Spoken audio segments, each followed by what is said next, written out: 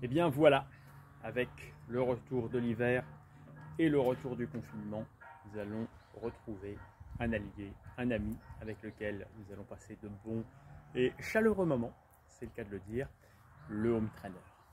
Alors, peut-on s'entraîner avec le home trainer?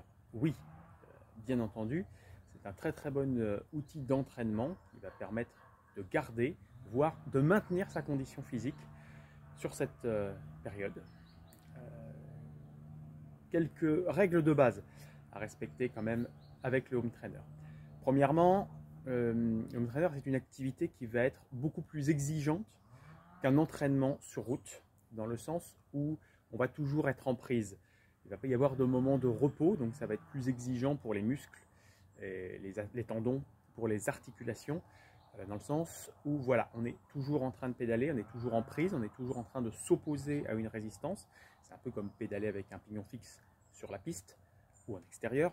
C'est un petit peu comme monter un long col finalement. Pas de temps de repos à ce niveau-là, donc musculairement, quelque chose de plus exigeant.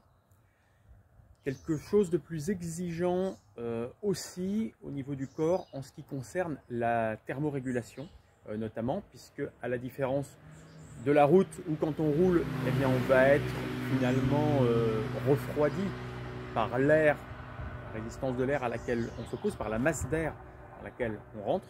Eh bien là, ici, il n'y a pas de déplacement, donc on va transpirer beaucoup plus, ce qui va entraîner donc des difficultés à thermoréguler et une perte en sels minéraux qui va être également beaucoup plus importante. D'où l'importance de s'entraîner dans les meilleures conditions possibles avec une pièce aérée, ventilateur, de s'hydrater vraiment régulièrement jusqu'à peu près 3/4 de litre par heure et si possible avec une boisson bien dosée en électrolytes puisqu'on va perdre beaucoup de sels minéraux dans la pratique. Un petit exemple d'une expérience que j'avais faite il y a quelques années sur un entraînement sur home trainer pour montrer vraiment l'importance de cette thermorégulation et l'importance de l'aération et de la chaleur. À 2 jours d'intervalle, j'avais fait exactement la même séance, que ce soit au niveau de la durée, de mes intervalles et au niveau des watts, de la puissance développée. À 2 jours d'intervalle, donc avec une condition physique qui restait totalement similaire. La première, c'était faite dans une pièce à 15 degrés avec un ventilateur. La seconde, dans une pièce à 20 degrés, sans aucune aération, sans ventilateur. Dans la séance, différence de fréquence cardiaque moyenne 11 pulsations, différence de fréquence cardiaque maximale 13 pulsations et au niveau du ressenti de la difficulté de l'effort, il y avait 2 crans d'écart. Donc vraiment attention aux conditions dans lesquelles vous vous entraînez. Vous pouvez vous entraîner, ça va nécessairement entraîner des adaptations au niveau de votre entraînement, des intensités et de la durée que vous pouvez utiliser. Un petit point aussi aujourd'hui avec des applications telles que Zwift, on a la possibilité finalement de faire des courses, d'avoir des intensités très élevées tous les jours. Alors c'est très bien parce que ça permet de se stimuler davantage, ça permet d'avoir une motivation proche de la compétition en se comparant avec d'autres athlètes.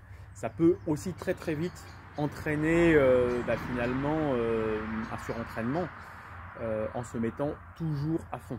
Donc pourquoi pas 1 à 2 fois par semaine avec par exemple une épreuve assez longue, 1 heure, 1 heure 30 et d'une épreuve un petit peu plus courte de 15-20 minutes par exemple, type contre la montre qui va permettre de stimuler davantage la puissance. Voilà. Et à côté de ça, faire des entraînements.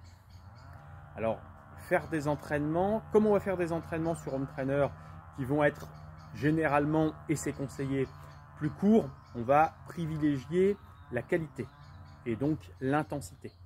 La qualité et l'intensité, ça ne veut pas dire se mettre systématiquement à fond sur toutes les séances.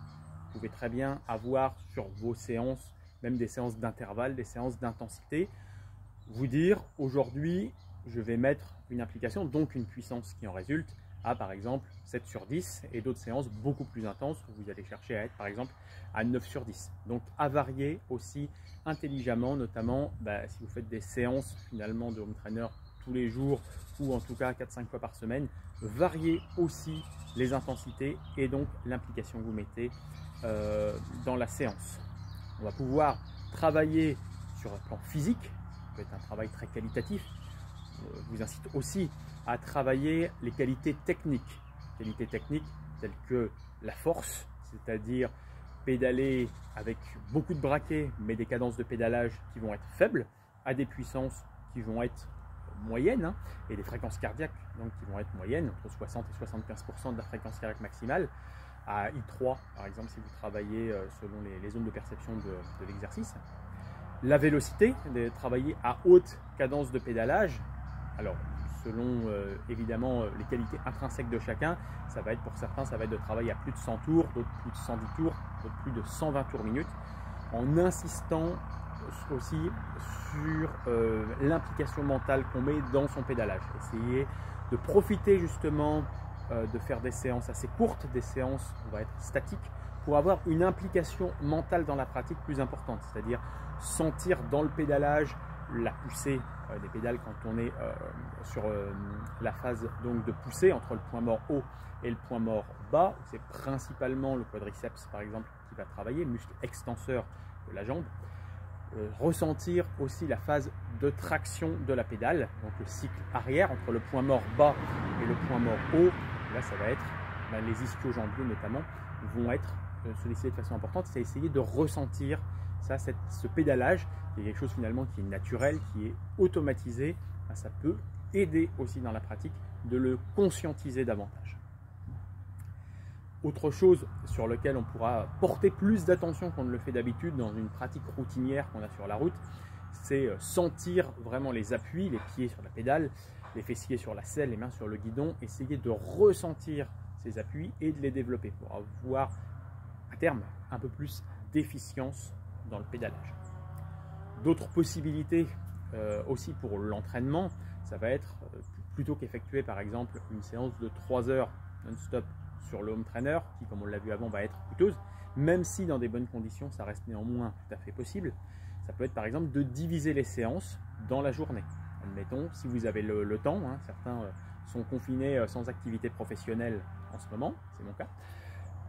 Donc par exemple, vous pouvez faire une séance tout à fait le matin, par exemple à jeun, entre 30 minutes et 1 heure, faire une séance en fin de matinée et faire une séance le soir, ce qui va permettre de faire par exemple 3 fois 45 minutes à 1h15 de travail effectif dans la journée. Voilà pour ces petites préconisations et ces petits conseils d'entraînement sur home trainer. Je vous proposerai donc soit sur Facebook, soit sur YouTube, je vais faire des tests dans les prochains jours, des séances de home trainer où je serai en train de faire ma séance et je vous la partagerai en donnant des explications sur les exercices que je ferai. L'idée ce sera vraiment de partager mon entraînement et que chacun puisse l'adapter avec son niveau, son temps disponible, etc. Et je vous proposerai sans doute dans les prochains jours une petite vidéo avec des exercices d'entraînement typiques que l'on peut faire sur home trainer. Je remettrai aussi régulièrement des séances sur ma page YouTube, comme je l'avais fait lors du premier confinement. Voilà, donc eh bien, à vos home trainers et à bientôt.